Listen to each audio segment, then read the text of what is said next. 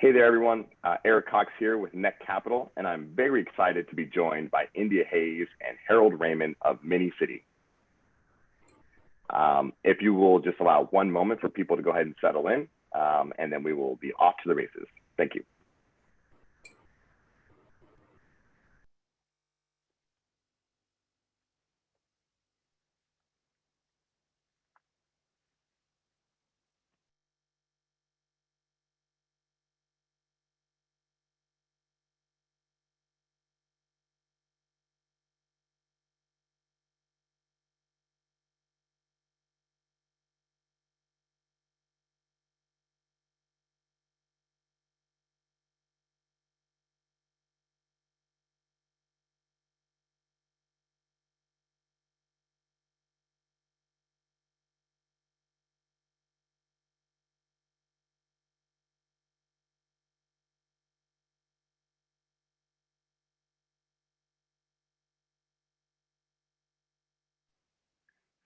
Fantastic.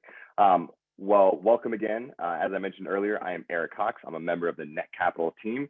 As always, we're being joined by a company that is actively raising on the Netcapital platform.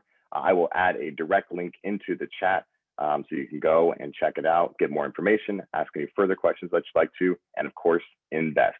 I will also be recording this entire webinar, so please do keep that in mind. But the best webinars are the interactive ones.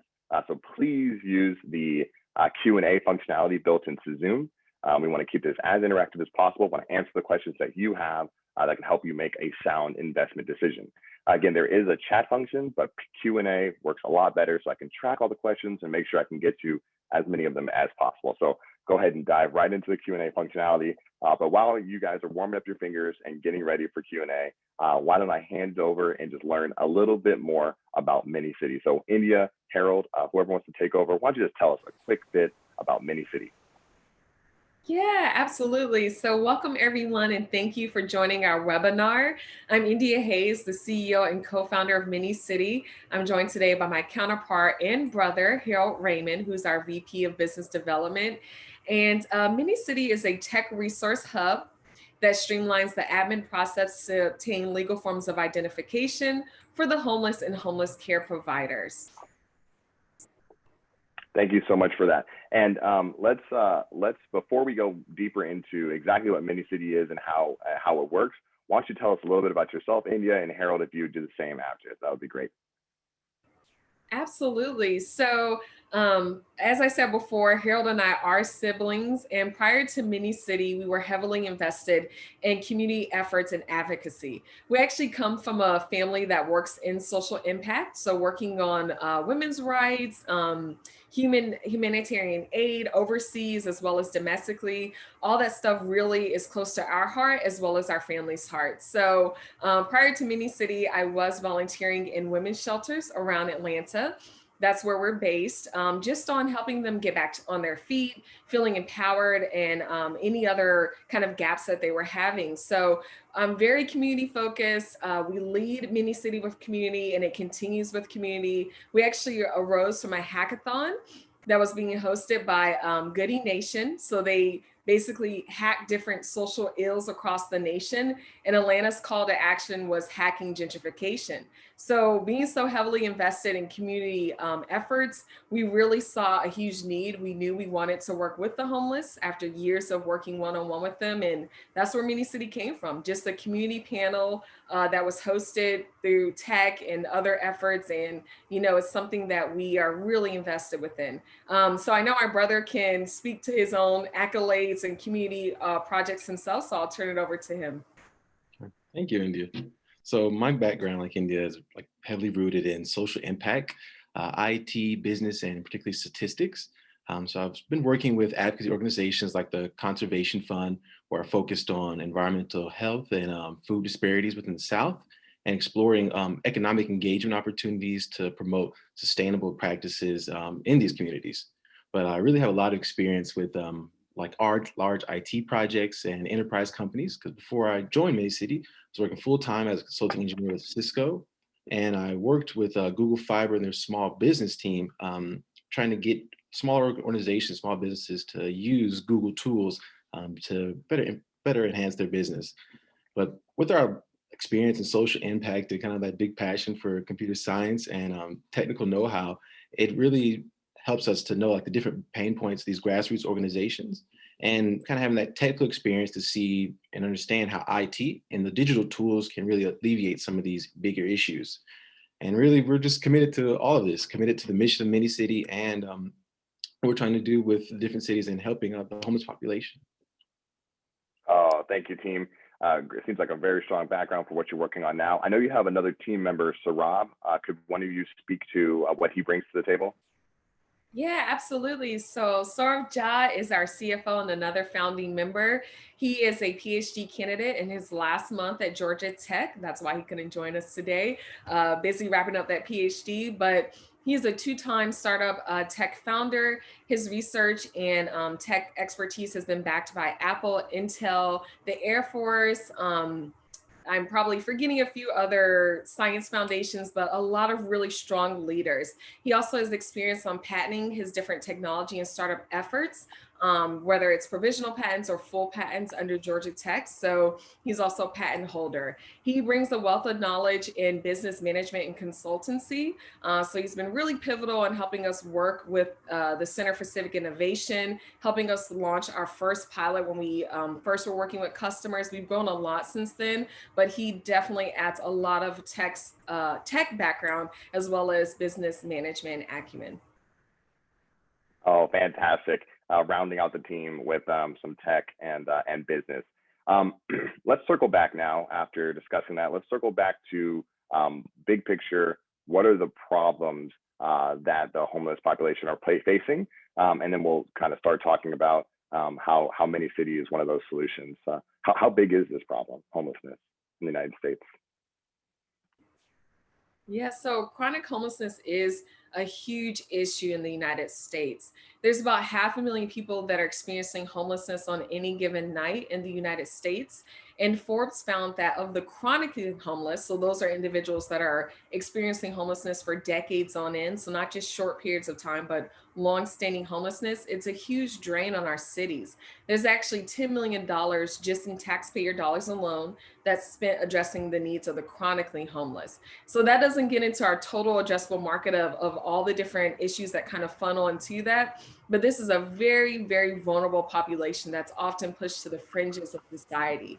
And, if you ask someone, okay, how can we help the homeless? They often say, let's give them housing, food, all types of things that definitely can aid in sustainability, but you're not actually able to take those next steps without ID. So 50% of the homeless actually don't have access to legal, legible, valid forms of ID that are not expired. So even if they're in the position to start a new job, get that new apartment or first house, they can't many times due to lack of ID. Another thing that people kind of sometimes overlook is that even a housing program, even shelters can't accept the homeless into their programs without ID sometimes, unless they're what we call a low barrier shelter, which is very costly sometimes for the city or other groups to kind of back because it does have a much lower threshold for whom they welcome.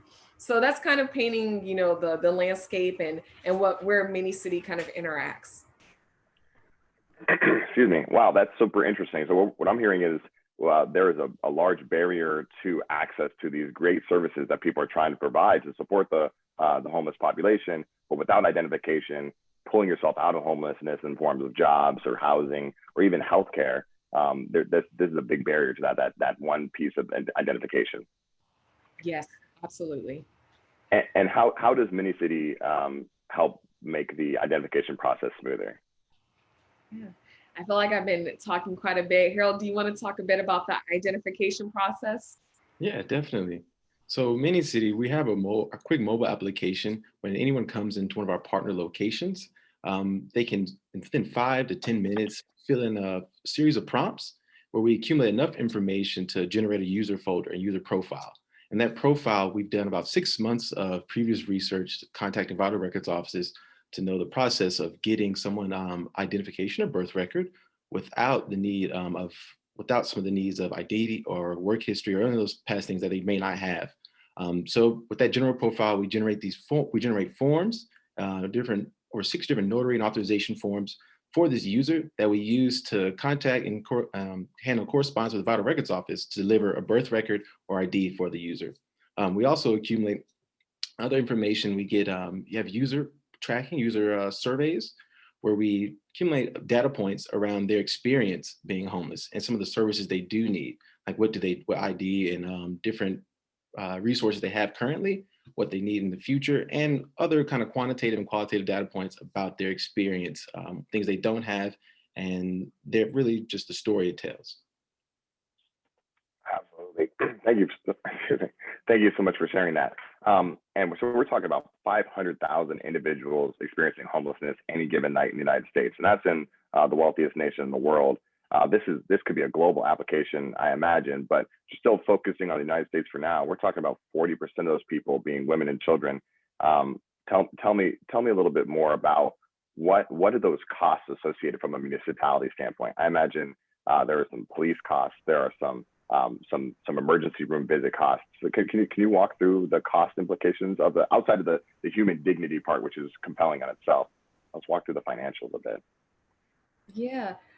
In terms of the financials, it's a huge cost. So prior to this webinar, we did a series of webinars that were more public facing on the cost of homelessness, connected cities. You guys can definitely look those up. We encourage you to, but that's something that we really like to look closely at, the cost of this. So of course, it's a human cost. You know, you're losing valuable years, you're unhoused, but in terms of the economy or monetary costs, cities are spending millions and millions of dollars.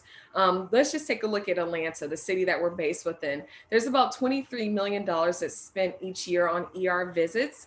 And then on jail stays, there's a huge amount of cost, upwards $10 million and upwards. And then when you get to larger cities, such as LA or cities on the West Coast that have a just as large homeless population, or areas or part of the nation which are definitely seeing a strain in terms of affordable housing, those costs really skyrocket. And so we were looking closely again at LA and the West Coast. They're seeing almost billions, very close to the $1 billion mark in terms of cost of homelessness. When you look at jail stays, ER visits, outpatient visits, and so forth. So this is a really heavy drain on our nation. Atlanta is not as large of a city as some of these other areas, but it's still a huge amount of taxpayer dollars and city dollars that are going towards this. Yeah. Oh, wow. That's. Oh, sorry, Harold. I feel like you're going to add to that. Yeah, I just want to add to, because you're bringing up costs, but also you think about the cost savings when you're really focusing on helping these populations. You know, seen lots of different examples and great studies, like one particularly out of Connecticut with their community cares team and trying to have a respite care and discharge planning for hospitals. You know, they saved in a cost of annually $2.5 million between each hospital, these 4 hospitals, by diverting a lot of those chronic users, emergency department users that were homeless. These were chronically homeless emergency department people that were consistently coming in, but having a community care team to divert these different silo partnerships and shelters to get housing to these people, they were able to save millions of dollars annually. That's a really good point. Two sides of the same coin. Not only are you saving, but you're also not spending. Or I guess it's the same thing, but there's a cost to supporting the system, but then there's a cost to not having to support that system. I think that's a better way to put that. And I do want to walk into, I feel like you have so many different plans. There's so many places to really API into here. And we would definitely get to the data, the banking and different components to that. But let's flash over to the investor focus part for a second here. Let's talk a little about the business model. How does Mini City make money? You are a for-profit company. Yeah, we are a for-profit company. We get asked that very often. Many times investors also ask, who can afford this? If you're working with social enterprises, are they even able to afford this? So we do charge an annual software subscription fee. We're in what we call our phase 1. So we are really spent a lot of this year targeting community-based organizations, groups that actually do have an IT budget. So they are nonprofits or community organizations, but they have a budget to support tech systems like this. Believe it or not, a lot of our nonprofits and community orgs do. And so we charge an annual software subscription fee. We're live in 19 locations. Every location is paid. In addition to that annual software subscription fee, we do have a reoccurring fee per month per user that we assist. And so that's something that we put directly in front of our customers immediately during customer acquisition. Here's a cost sample and a budget. And we're really happy to say all of our sites have retained their software. We're still using them every single month from when we launched all the way till now. So that's great. That's so fantastic to hear that. And I have my buddy joining me for a moment for the webinar. Thanks, Bob. Appreciate that. And can we talk a little bit deeper about the figures for a moment? What's the ballpark range for an annual software subscription? And then how much is the ballpark cost for a per user basis, if you're willing to share some of those details? Yeah. So I want investors on the call to keep in mind we are transitioning and elevating our annual software subscription fee. But right now in this phase one, our annual software subscription fee is $500. And then the ballpark range per user per month is $30 to $60, just depending on whatever state that they're from. As we move into Q1 of 2021, we're right on target. I'm super excited because we have acquired an enterprise customer, so Comcast Military. So when we start to move into our phase two and work with corporations, we're charging $5,000 to $10,000 for the annual software subscription fee. So it definitely elevates, and that's just based on their outreach, their amount of users they're interacting with, and other goals. So having those customers in phase one definitely relates to phase two, because it's very pivotal to have enough data and success metrics to, first of all, acquire the phase two corporate customers, but also show them examples of the type of data we gather and type of impact we have on a small scale as we scale to larger markets. Absolutely. I think that makes a bunch of sense. Congratulations on that enterprise customer. I know you've been working diligently towards that, and I'm excited that you're hitting those goals. And you mentioned Los Angeles. I was born and raised in and near Los Angeles, so I know there's a great need in LA and San Francisco. And Netcapital is headquartered in Boston, and I know this could be a great application in Boston and New York and other East Coast major cities as well. So really an exciting opportunity to expand on the 19 plus sites that you're already in Atlanta to the coast and beyond. Speaking about how big this market can be in a geographic standpoint, if you break down all the barriers, how big is the kind of community-based organization market, and how much do you think you might be able to take from that market, or how much market share? Harold, do you I feel like this might be a Harold one. Yeah, that's like a Harold question. For sure. So the total market for community-based organizations, and we did some research before, like he was saying, see how many organizations just in the US that could afford it with the IT budget. And surprisingly, there's thousands. Using GuideStar did some research. There's about around 35,000, over 35,000 organizations that could right now enlist and subscribe to Mini City Solutions. But when you think about, you said, reducing how we're eliminating all these different barriers, Mini City and our data resources and the entire that tech platform can be used with healthcare technologies, regulation, reg tech for KYC and other measures, and some analytics capabilities for even real estate planning. So doing just more research on these entire markets, we've formulated around $40 billion in total with these markets in the US, and we can approximately say about 0.01% that Mini City can take of this entire market. So it still has the potential to be over $100 million type of organization and that type of market that we can penetrate.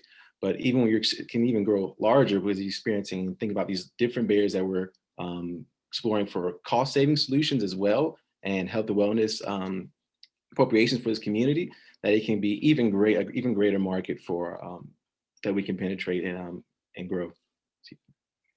I do love hearing 0.01 of the market. I love good conservative estimates. I think that's exciting that even with those kind of manageable targets, it's really a sizable market opportunity. That's great to hear. And I know our investors appreciate this. A little housekeeping just for a moment. Please do remember that you can go directly to the link that I added into the chat. That is netcapital.com/companies/minicity. You can push the button to register and invest there, or you can go to netcapital.com and search Mini-City, and that's another way that you can access this investment opportunity. And also, please continue to use the Q&A functionality. I want this to be as interactive as possible. That's going to be the name of the game here. So if you have any thoughts or questions, no questions are bad questions. And if it is a bad question, I'll just screen it anyways. No, please do engage. So we were talking about market size, and you were talking about as you expand into these other opportunities and cost savings. We are a fintech company at our core at Netcapital. Can you talk a little bit about what might a banking application? You talked about Comcast wanting to get involved. I really do see there's a telecom, there's a banking, there's a healthcare. A lot of it comes from municipalities or other enterprise organizations. Can we talk about the banking application here first and what they might be interested in working with Mini-City? Yeah, absolutely. I think there's so many opportunities, just like you said, Eric, but in terms of fintech or banking providers, we do know some of the largest EBT payment processors are fintech banking companies. The indigent population is heavily utilizing those type of features or initiatives. And so one of the major things, if anyone's in the banking space on the call or on the webinar, we know that KYC, know your customer regulations, are federally mandated, and they're super important. And so we are that innovative partner that can step in for a corporation, for a fintech bank, but in particular in the banking sector, we do provide a lot of valuable information to verify someone's identity. So not just their name, but also other metrics that verify who they are. We can provide, again, a basis for them to not only be able to, one, open an account. So we did some research for, different fintech groups or neobanks, groups that are really interesting, that are working with the disadvantaged or the underbanked or unbankable population. And what we found is that something across the board banks cannot kind of ignore is dormant accounts or not being able to open accounts. So with a large amount of this population being unbanked or underbanked, there's a huge opportunity area to make sure that they are able to open an account, verify who they are, and not have dormant accounts by simply unlocking and verifying their identification. And now we can build upon that. Of course, you don't want to have a dormant account. You want to make sure they're invested within their community, have spending power. So there's a lot of layers with those surveys that we gather about what they need, what they most are aiming for in terms of employment, their goals for the year in terms of not just, their goals for housing, but those next steps in terms of acquiring certain things or savings where we can build upon, plug into different APIs or financial literacy models. So there's a whole opportunity or wealth that we have there with our information. It's just a matter of, one, having the funding, but also having the capability to have our API plug into those third-party groups. And Eric, I'd love to add to that, because Mini-City is really setting the foundation and working with the different technology partners to make some of these things possible. Like you were saying, there's a large, big and push initiative to get the underbanked and disenfranchised, get them banked and accounted for. But you need the tools and the authentication technology to do that. And Mini-City is doing that right now. We're partnering with different larger providers and tech providers that work with NIST 683, which is the new qualifications for identity proofing. And these are the things that DoD, Department of Defense, uses, and just recently the Department of VA and some of the larger health and bank enterprises are using to identity proof and have multi-factor authentication. We can provide some of those same capabilities within the Mini-City platform with our authorization of these actual authenticated documents, because we're getting these documents and identification resources directly from vital records offices, and we can have the team and technological capabilities to verify them and plug into these larger systems, because there are resources out there for these groups, but many times they're just siloed. But we have the capabilities with our partnerships to bring them all together so we can easily facilitate these exchanges. I really appreciate you adding to that. And I think the banking and fintech component is incredibly important. The data applications are incredibly important. Can you tell me a little bit about, and I think really what I want to just focus on two more pieces of the puzzle here. Let's talk about the healthcare components of this. I imagine that you might need some type of identification in order to qualify for health insurance, and that might keep you out of the emergency room, the most cost prohibitive model for taking care of our citizens. Can we talk a little bit about how Mini-City could be a cost savings for a municipality from a healthcare standpoint?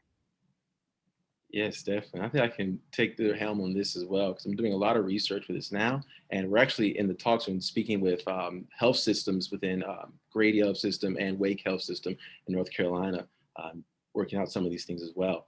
But it's multifaceted. You know, we can have integrations for the healthcare marketplace for people, but for our homeless users, those that are not insured. But what we're seeing also in some of our research and user assessments that we create are showing that many of them do have health insurance, like with Medicaid as well. So we can have on the entire platform integrations that they already have, like the developer toolkit for the healthcare marketplace. So on our system, we can have those integrations for these people already, or have integrations for them to contact brokerages to get insurance on the marketplace. But for our Medicaid providers, and the health and wellness aspect helps a lot because there's fairly insured health centers that also want to they get their resources and their funding by how many people are signed up for Medicaid and their interactions with these organizations. So if they're within our platform and within our partnership circle, they can also, you know, help robust their support and provide with our user assessment, provide better managed care for these organizations. So by using our platform, we hope to host and allow coordinated like wraparound services through the multi-agency partnerships. And with that, that can lead to lots of different savings on the healthcare aspect of things and for the municipalities themselves. And this is something we've been doing a lot of research on, particularly is the discharge planning. We've noticed that, particularly from Santa Clara County, there's a most extensive case study around homelessness. And they noticed that each homeless participant had the city a cost around $85,000 a year, 85 to $89,000 a year. And 58% of that cost was healthcare related costs. And much of it was, as you can imagine, ED, emergency departments. But if you have a coordinated care system, or many of these coordinated care system or a partnership with shelters and medical respite organizations, because many of them do have these capabilities, and many homeless are staying in these hospitals longer and incurring more costs because they don't have the ability to go to the shelter or just, you know, not those different means. But many city has that entire platform to allow that type of integration to save the costs. And we're using that kind of the example of they study they did in Connecticut and how they've been facilitating this partnership through their community cares team. They're doing this through user assessments and doing it manually through help, but with a digital platform integrating IT tools, we can facilitate that much easier and with a wider network as well, particularly in like rural environments in larger cities. Oh man, wow, that's 85 to 89,000 a year, majority coming from health related implications. That is staggering. The last kind of application, since we're obviously talking about homelessness, I'd love to chat a little bit more about housing. You know, the ultimate goal is to make sure that these people are no longer homeless. Can we talk about how the transition process and how obtaining identification, how the whole mini city platform helps with the housing process? Yeah, I can speak to that. And to put it in real time, I also connected to, of course, the pandemic and just the need for safe housing. And obviously, the homeless population is a largely elderly population. And so we know, for example, the pandemic disproportionately affects more groups that are elderly, that are aging, and that are unsheltered, don't have a safe space to go to, and those that don't have access to medical facilities. So that really paints the picture truly of our nation's homeless group. And so housing has become it's always been critical, but during a pandemic or social stressors like this, it's extremely crucial. And so what we're seeing is that what we call wellness hotels. So our nation set aside about $11 billion to generate or create these temporary housing initiatives all across the nation. And so Atlanta has some of the largest, and many city has stepped in and onboarded entire hotels. A lot of these hotels don't want to be named because, you know, just the unfortunately social stigma of having hotels kind of house you know, the indigenous population, unfortunately is not always the best received in terms of marketing or other stuff, but they really have stepped in these hotels. So many city has gone to these locations and onboarded you know, virtually, or even sometimes we'll stop by if it's a huge need. We've onboarded whole entire sites. And so this shows how critical the need is. One, because many times a citizen might have finally the monetary needs or the job to help them get their first apartment or house, but they unfortunately just don't have the ID to back up who they are. So that's really critical in getting an apartment or in a housing program. It's also really important for these different wellness centers and wellness hotels, which is what many of them are called, to stay kind of vacant, because they obviously have a huge need. Hundreds of people are coming in every day that are affected by the pandemic and whatnot. So they actually need to operate at capacity that's more open. So they really need to quickly connect people to those birth records so that they can get housing. I also want to back up a bit in terms of, and talk a bit about the types of ID and why we get birth records. A lot of times people are like, well, I don't understand. I have like my school ID or I have a photo ID. You know, this says who I am and everyone uses it.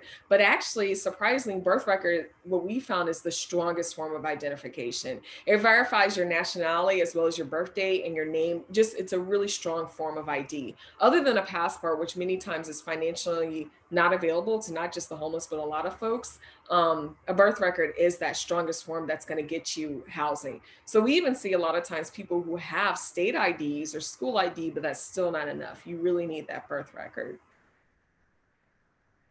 Thanks for taking that back a step to the birth record component. I think that's really important. And I know I wanted to transition after housing, but I know there's a kind of an expense for municipalities through policing as well. But maybe we can kind of pepper that in down the road, because I know you talked about just meeting the need of COVID. And I think that kind of is a testament to your progress this year. 19 paid customer sites, over 1,000 homeless citizens just from January through September of this year. Let's talk a little bit more about that progress that you've been able to accomplish. What are the things, and I know there's been some media mentions. Why don't you just tell us about some of the things that the silver lining of 2020 of what you've been able to accomplish through MiniCity? Well, I think during this time, we started to see a focus on a lot of social enterprises, just connecting people to what is most needed. Of course, startups are always launching really innovative and cool or delightful ideas, but because of the critical need that our nation has right now, instead of just, delightful ideas, also a focus on things that connect our nation to services and make sure we're closing disparities and gaps. So at the start of the year, MiniCity had a small pilot with the youth shelter. It went well. They became one of our first customers, and at the time, really only paid customer site. But around I think maybe it was a month or so after the start of the year, that's when we really started to see the effects of COVID. And it really took off just because there was a huge need across the Southeast and really across our nation. And so we started to enable teams. And just to give you an example, Hope Atlanta started with one location, their downtown location, which is very populated by the homeless population. But over time, they ended up spreading out to 6 locations, and we actually service 95% of their team. And so this group alone services over 17,000 homeless citizens a year. So we're having a huge outreach effect from our Metro transit services. We have a site there, one of our busiest transit locations, as well as the airport. Atlanta has the second busiest airport in the world, actually. I think Chicago here bumped us down from #1, but we have a huge need for our services there. And it's not just homeless citizens. During this time, we've actually seen, for example, at the airport, instead of just homeless citizens, we found out from their outreach team, a lot of former airport employees were now using our services just because how it's affected the tourists in transit industry. A lot of them were out of work and actually experiencing temporary homelessness. So a huge influx in customer sites. Again, we've been thankful that we've been able to keep all sites.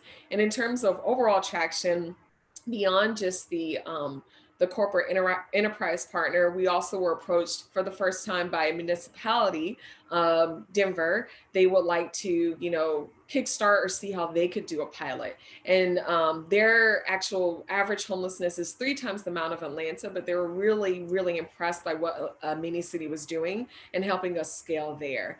So there's always, a great amount of traction happening, but we're really seeing some concerted effort and opportunities happening as we enter Q1 of 2021. And I'm sure I'm probably forgetting some. There's been great awards that we've won this year and whatnot, but we're always more excited about the actual action of doing things. But, we've really been fortunate in terms of opportunities. Oh, and we got our first institutional investment that we signed off on just last week. So a lot of traction and progress this year. I can speak to a little more of our partnerships and tractions, especially on the technical side. As you said, that's what I focus on. But we were recently this year accepted into the Amazon Partner Network. Amazon, we had a large national coalition meeting around a lot of organizations and CBOs, community-based organizations that are trying to solve the issue of getting ID for the homeless. And none of them were actually using and utilizing digital tools to do this. So when COVID hit down, they had a lot of issues. But we were in touch with the SVP of their policy division and GovCloud, and we're able to join the Amazon Partner Network. Spoke with a lot of them, spoke with AWS around their initiatives that they are starting to assist and help the homeless. They have a digital locker and some other things to save and help for identification and saving things digitally. So within the Amazon Partner Network, we're able to utilize some of their account managers and some of the sales services by entering the marketplace on the GovCloud. So that means we are our HIPAA and NIST security compliances are approved by AWS, and we're using their resources. So also when they're interacting with an AWS partner like a municipality or a large enterprise, we're a line item within the entire AWS bill. And what helps that sales process, they also get discounts overall on their AWS resources by purchasing into the mini-city solution as well. So it's great to be part of that network, and it also provides tons of technical capabilities with their sandboxing and utilizing some other AI technologies for the platform and our future integrations with hospitals and banks as well. So they're really exciting 2021. That is incredibly exciting, and the humility of the mini-city team is overwhelming. So I'm going to go ahead and do your bidding for you. You were members of a few accelerators, including the NBC Universal Comcast, The Farm, the Morehouse JP Morgan Chase Ascend, that was this year, and Goody Nation Incubator, and just a few of the awards, just starting with just this year, the Atlanta NO50 On Fire Blaze winner, and this year, Girl Boss winner. I think that might have been more geared towards India. I'm not 100% sure.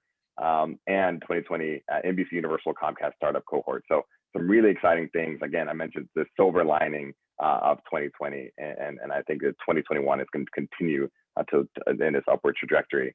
Thank you so much for engaging. This is actually coming from the viewers here, the potential investors.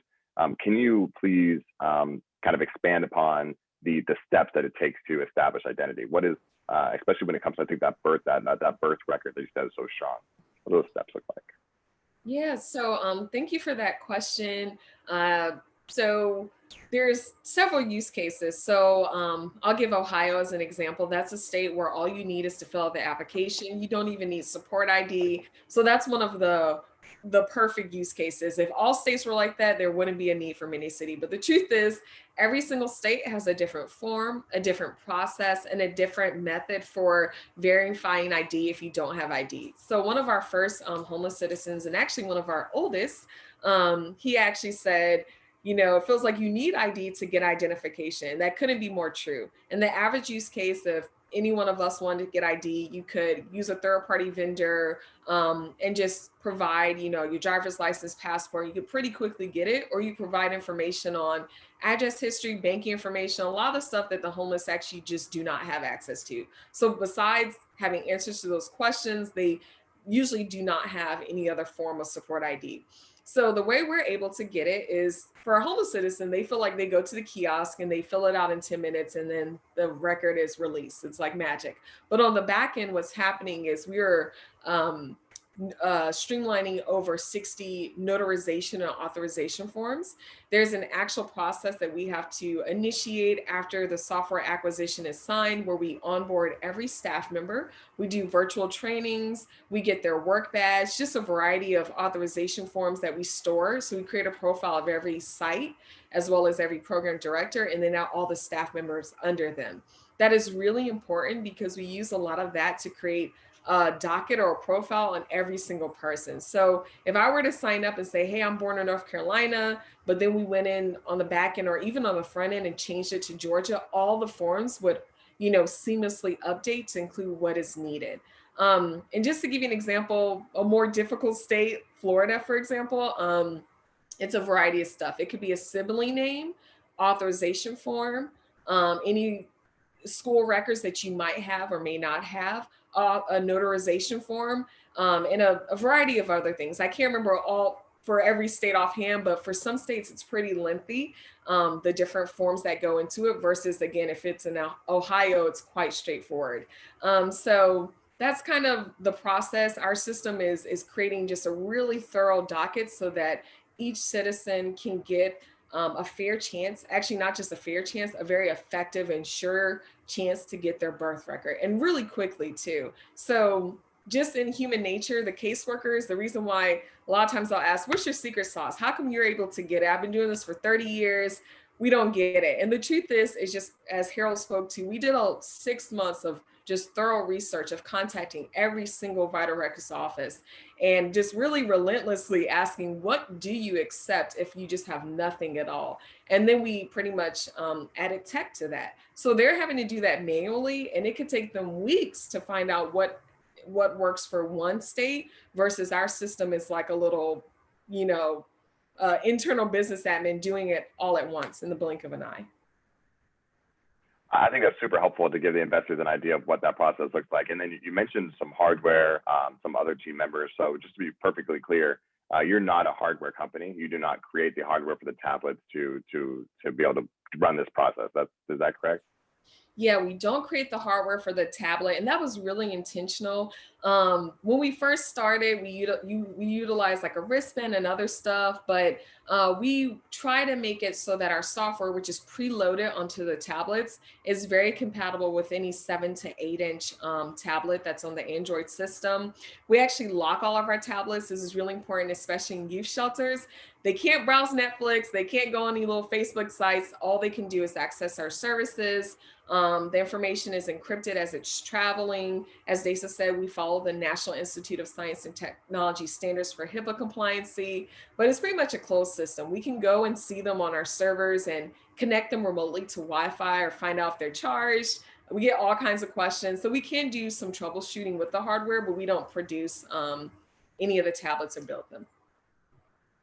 Perfect. And then you should train the people that are already on hand that are helping these types of populations. And then once that process is done, how quickly could you get a birth record on one of the harder states, for example, not Ohio? Yeah. So our average is 2 to 4 weeks. It used to be 2 days to 2 weeks, but we're all about absolute transparency. The groups that we're onboarding during the pandemic, we do tell them it'll be 2 to 4 weeks just because of, the strain of the pandemic. The vital records are also addressing the pandemic needs, but we're still way faster, Eric. Our partner average is about 3 months to, if you can believe it, as long as a year to get birth records. And it doesn't mean that these caseworkers are bad people. It's just that it's really tough. It's really tough. Wow, that's great transition from a few weeks to instead of a few months. I think that could change so many things in people's lives. Well, another question coming from the potential investor here. Could you tell us a little bit about what the competitive landscape looks like? Yeah, absolutely. Thanks for that question, Tim. In terms of competitors, we have what we call like 2 different groups. There's our community organizations that work like nonprofits like Crossroads, local groups that, really focus on getting ID. The way that we're different from that first group is that many of those groups focus just on our home state. And y'all can attest to this, whether you're from Georgia, New York, LA. It's very rare that you're in Georgia, New York, or LA, and you're like, where are you from? And someone says, oh, I'm from LA. It's mostly transient or someone from elsewhere. So Minicity works with every single state as well as minor territory. And that's the key differentiator between us as well as these smaller groups. They're pretty singularly focused on, just working with the home state, which leaves a lot of people out of luck when they need to get a record. Also, it's a lot slower. In terms of digital competitors, there's groups, the biggest one being Vital Check. And they're very great. They're effective. But again, they're geared towards the average use case, the Indias, the Heralds, and the Erics, who already have support ID. They ask you questions like, what's the last address you lived at, banking information, stuff that the homeless just don't have. And so especially hospitals, we found that they will utilize that. And then they're really let down because the payment's already been processed or they already started and the record will actually get stalled or stuck because the citizen is not able to answer those questions or upload support ID. So they really love the fact that we are able to work with anyone, especially if they don't have ID. Awesome, thanks for that. And I know, Harold, you're off mute. I didn't want to cut you off there. No, I just went on mute. Just India spoke exactly to it, but also ahead of our competitors, and one of our competitive advantage really is our grassroots level engagement with a lot of our providers, and having that really grassroots level insight on the pain points of these organizations and kind of the resources they really do need. We're really there on the ground.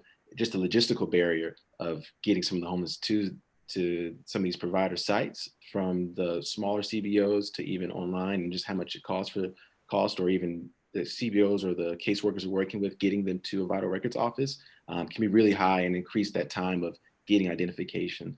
So we're just in a very niche and sweet spot for these organizations in solving this issue. Fantastic. And thanks again for that question. We're coming towards the end of our time here. Please continue to use the Q&A, and I'll circle back to housekeeping one more time. Do not forget that, as always, you can go to netcapital.com and invest directly into this company at the link that I provided, netcapital.com/companies/minicity, or go to netcapital.com and search Minicity. There's a little bit more information there, as well as a chat function if you're unable to get a question out during this webinar. And so I know that you spoke about your core team, and I think it would be a disservice for our investors if we didn't talk about some of your advisors and investors that have joined your team. So can you tell us a little bit more about Kevin and Lauren and David? Yeah, absolutely. We're really appreciative of our advisors that have been welcomed on. They're really phenomenal. David Lightburn is actually the president of Atlanta Tech Village. It's the 4th largest tech hub in our nation. So it's a great community. He offers a wealth of advice and insights into building community, building partnerships.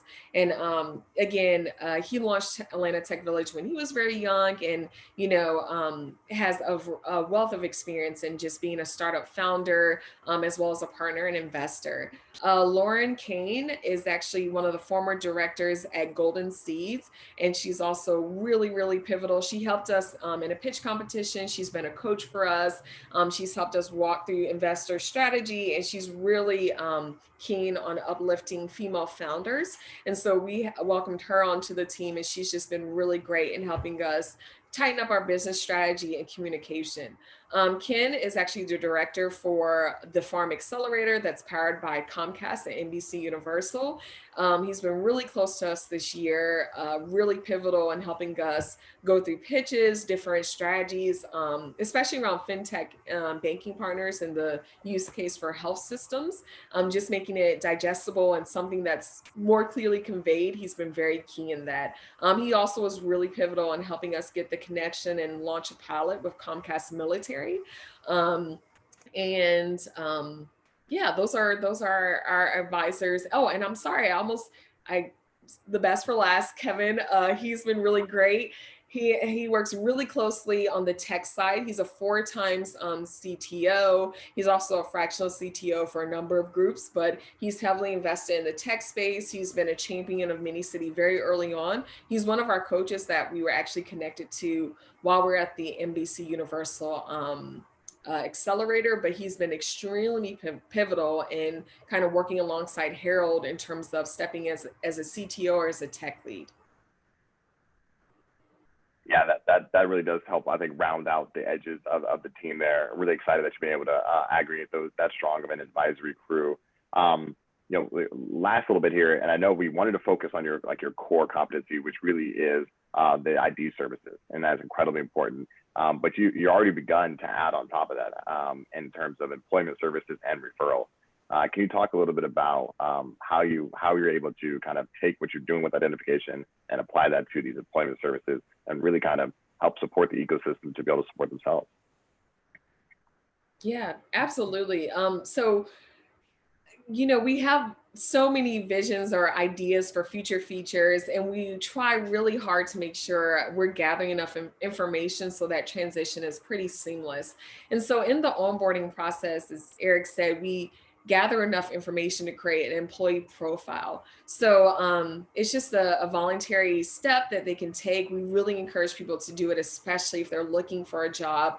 But essentially, our system is able to auto generate a cover letter and a resume based on whatever the homeless citizen inputs in terms of job history. So again, for them, it feels very straightforward, like they're filling out a profile, but on the back end, we're doing a number of things to export that. We do have the functionality or ability to plug into whatever recruiting agency or staffing agency. Most shelters, especially the larger ones, do have a point of contact or some type of job board. So we can plug into that pretty seamlessly. And that fits into our overall mission of not just, throwing tech at people, but making sure they're able to take those next steps with their ID and so forth.